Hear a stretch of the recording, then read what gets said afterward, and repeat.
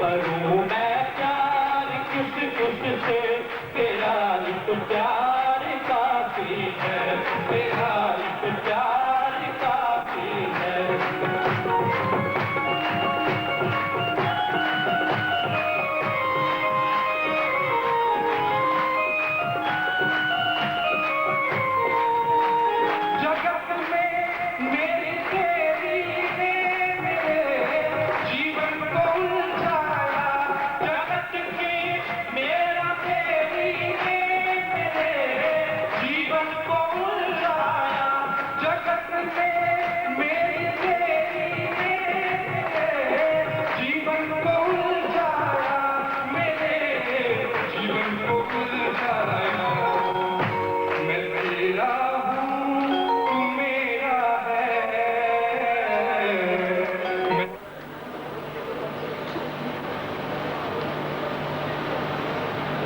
जिस उद्देश्य के लिए हम एकत्र हुए हैं,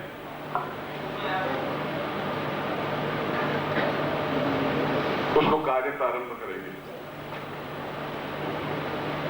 मगर यह मैं जानता हूं कि पूरी रात एक साथ हम बैठ नहीं सकते, संभव नहीं होता। बीच बीच में उठना भी पड़ता है, जाना भी पड़ेगा, आना भी पड़ेगा। नए प्रकार की साधना में प्रवेश ले रहे हैं जो हट करके थे।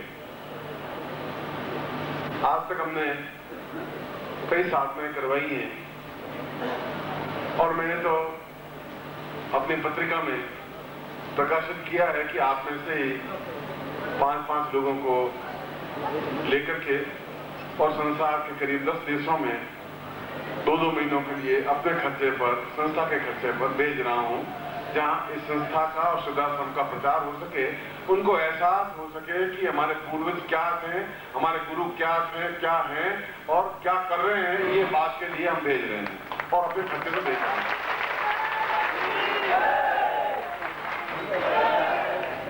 इसलिए आपने पैसे का और आपका कोई दुरुपयोग नहीं हो रहा है। आप में से जो भी हिम्मतवान हो, मेरे खर्चे से आप जाएं।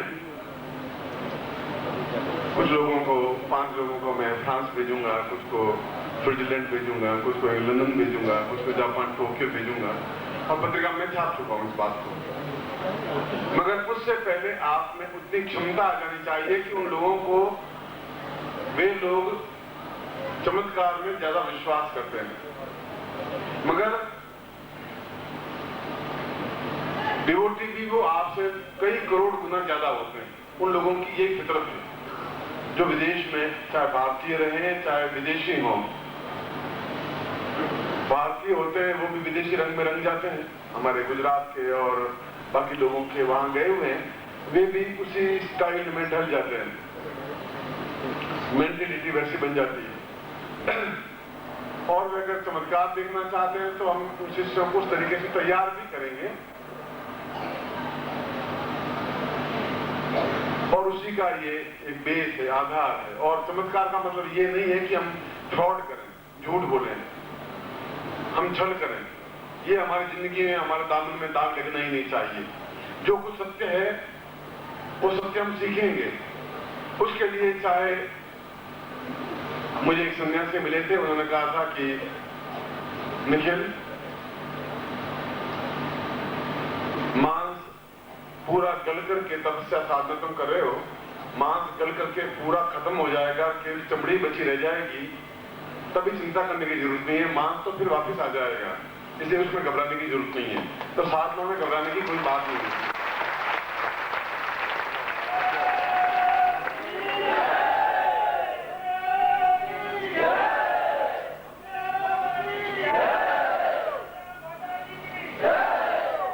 जो भी हो वह दो टूक स्पष्ट हो, सत्य हो।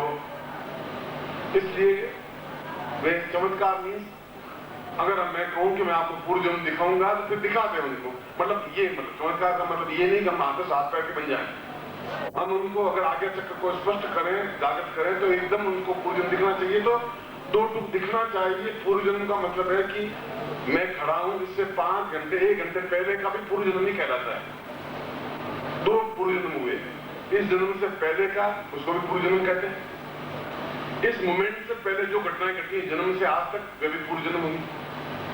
तो इस जीवन की घटनाएं तुम्हें मालूम नहीं कि मैं कब पैदा हुआ, कब बड़ा हुआ, कहां पैदा हुआ, कहां शादी की, कहां डाइवोर्स किया, क्या अच्छा किया, क्या बुरा किया, वह तो उस बात को व्यक्ति मालूम है ही उसको। पूर्व जन्म की तो बात मैं कहूं कि पिछले जीवन में मैं राजा था और तुम राजा थे और शिकार हो गए, हिरण को मारा और एक बात में तुम्हारे दुपट्टा मारा। अब ये बात सत्य हो भी सकती है, नहीं भी सत्य हो सकती है, वो इन बातों में कम विश्वास करते हैं। वो कह रहे हैं कि वेरी ट्रुथ ये है कि जन्म से आज तक तुमने ये काम किए, पूरे इसमें गलत क्या है, उनको हां भरनी पड़ेगी। ये हुई साधना, ये उच्च कोटि की साधना हुई, ये सामान्य साधना नहीं हुई। आपको एकदम से उस लायक मुझे बनाना पड़ेगा कि उनकी आज्ञा चक्र को एकदम से विस्फोटक बनाना पड़ेगा। विस्फोटक बनते ही उनकी आंखों के सामने टीवी की तरह सारा जीवन आंखों के सामने स्पष्ट हो जाएगा। दोनों, वो जीवन भी, यह जीवन भी, आज्ञा चक्र को किस तरीके से जागृत करते हैं वह क्रिया है, और उस क्रिया को राजयोग का एक बेस, आधार है वह, और प्रयोग है।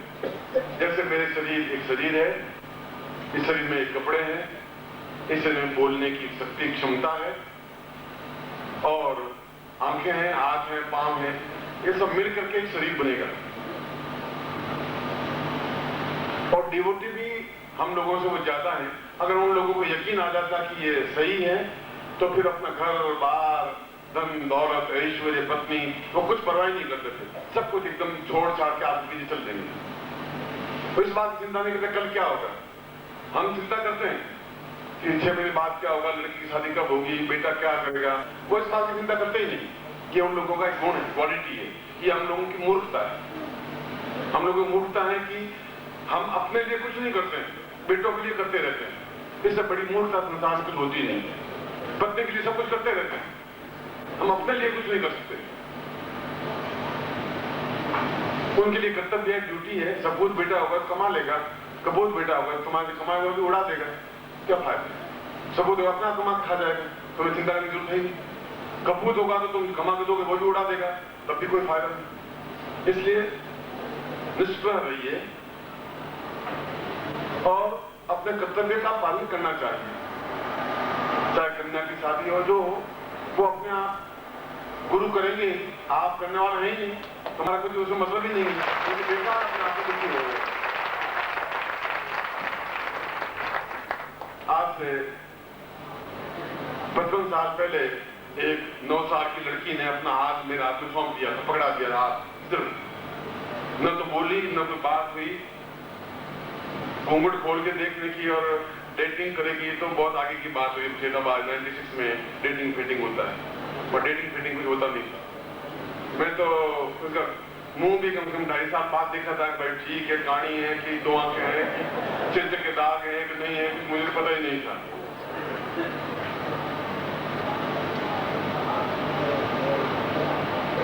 मेरे कहने का तात्पर्य यह था कि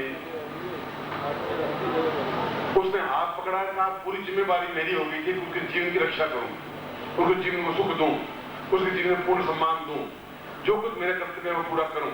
आप अपना हाथ मुझे पकड़ा दीजिए, फिर आप चिंता छोड़ दीजिए, फिर आपको चिंता करने।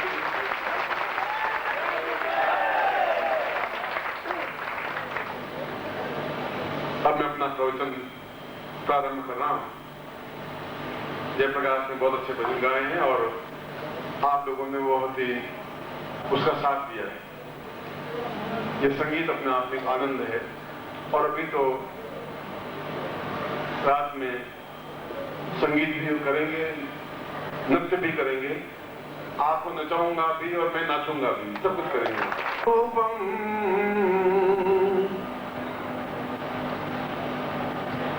कालो यतां वै भवदेह नित्यम्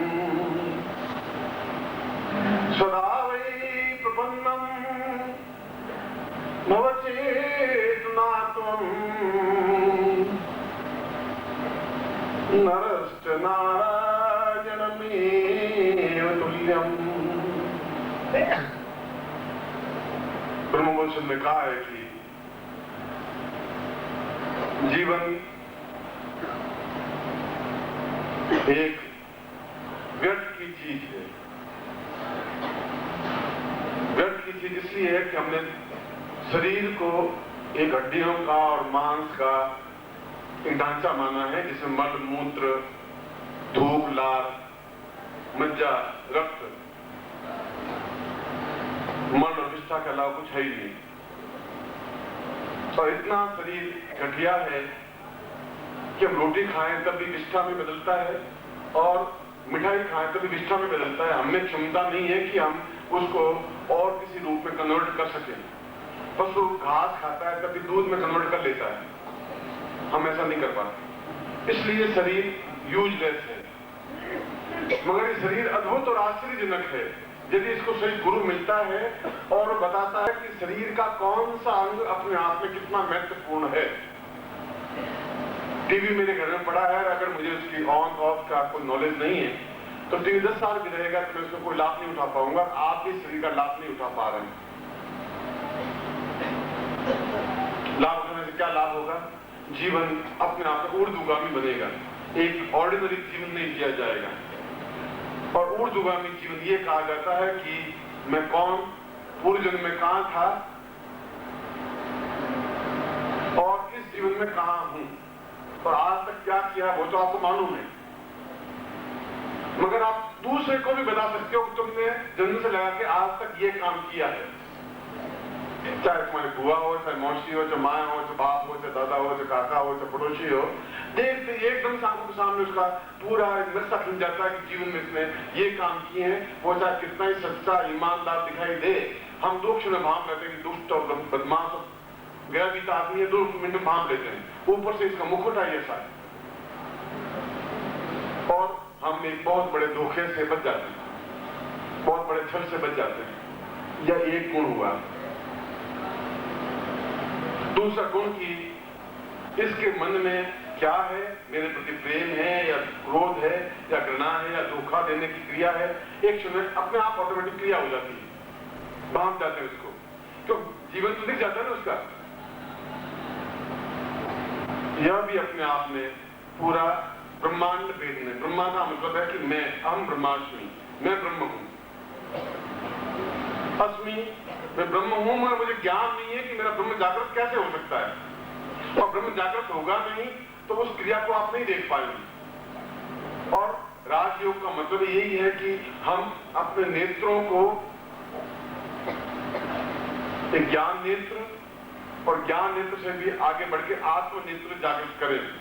ज्ञान नेत्र तो ये है कि मैं बोल रहा हूं, आप ज्ञान सुन रहे हैं, ये ज्ञान नेत्र जागृत हो रहा है। ऐसी भी कोई चीज होती है, ये ज्ञान बढ़ा, इसको ज्ञान नेत्र कहा गया।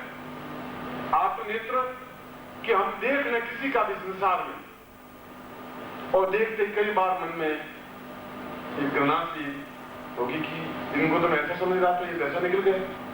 मगर हम बहुत बड़े हादसे से बच जाएंगे।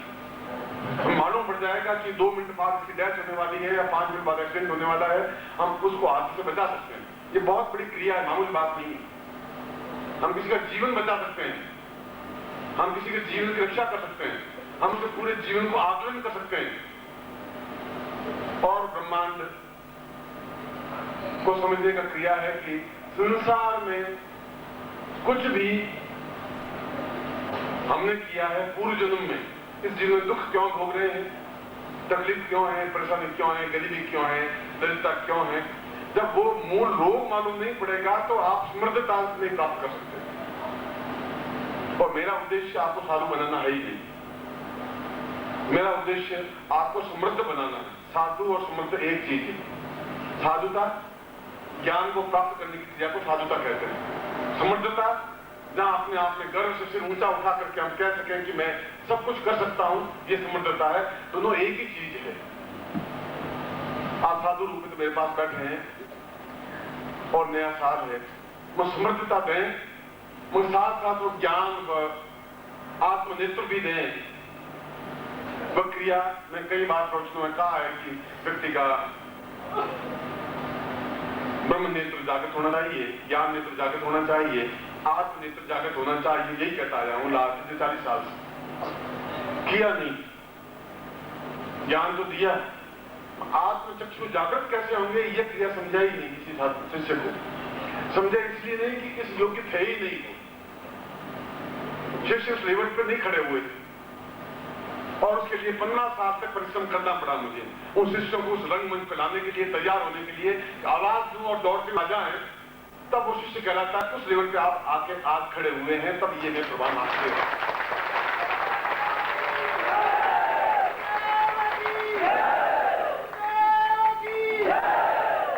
आप भी 10-15 शिविरों में भाग लिया होगा मेरे साथ में, हंसे होंगे, मुस्कुराए होंगे। आप देखा होगा कि आदमी ज्ञान भी देता है, चेतना भी देता है, साधना भी करवाता है। जो एक बार साधना करवा दी उसको वापस जीवन में रिपीट नहीं किया। एक बार शिव पूजन करवा दिया, अगली बार शिव पूजन करवाया, दूसरे तरीके से करवाया, तीसरी बार करवाया, तीसरे से एक ही बात को 25 बार दोहराया ही नहीं। दोहराता वो है जिस बार एक ही पूंजी है, वो एक ही चीज को बार बार रटेगा। यहाँ पर तो आप 500 बार करेंगे तो 500 बार शिव पूजन अलग ढंग से करवाऊंगा, मंत्र प्रयोग कराऊंगा तो अलग ढंग से करवाऊंगा। एक ही चीज को दूसरी बार रिपीट मैं नहीं कर पाता हूं, करता ही नहीं। इसलिए आत्मचक्षु जागृत होने चाहिए और आज मैं कह रहा हूं कि आत्मचक्षु जागृत करना चाहता हूं, करूंगा, ये मैं आपको बताने के लिए खड़ा हुआ।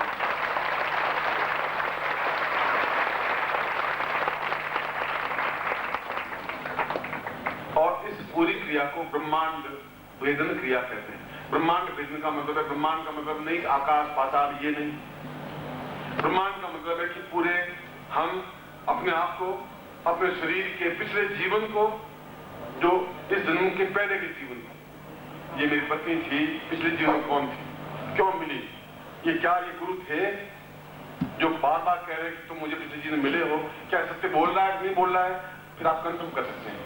ये आदमी धोखा दिया, क्यों दिया, पिछले जीवन का हिसाब बताया था या चढ़ा है, ये मेरी बहन थी या मेरी पत्नी थी या मेरी भाई थी या दुष्ट थी या अच्छी थी या अच्छा था, मैं कहां था, कहां पैदा हुआ था, और अब जीवन में, इस जीवन में हूं तो क्यों मुझे धोखे मिल रहे हैं, क्यों गरीबी आ रही है, क्यों दरिद्रता आ रही है, पिछले जीवन में क्या पाप किए थे, उसका समन क्या हो, दूरता क्या हो, कैसे दूरी करूं, मैं स्वर्णता प्राप्त करूं।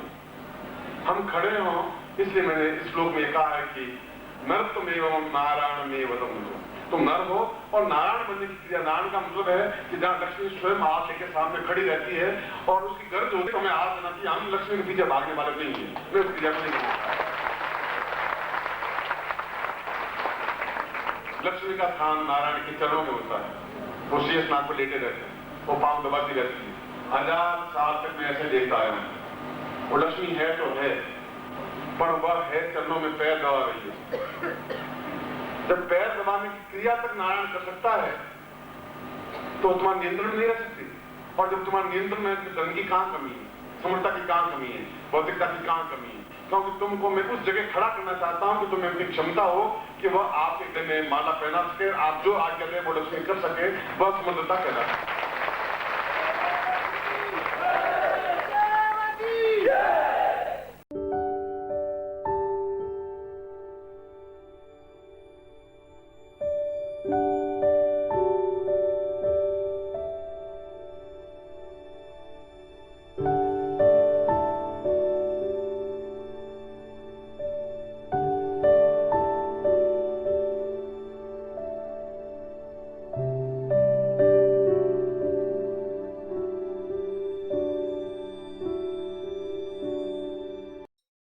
ओम परम तत्वाय नारायणाय गुरुभ्यो नमः।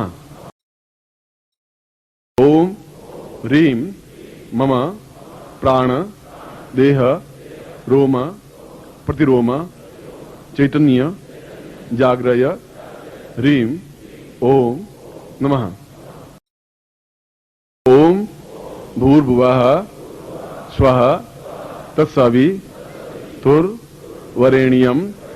भर्गो देवस्य धीमहि धियो यो नः प्रचोदयात्।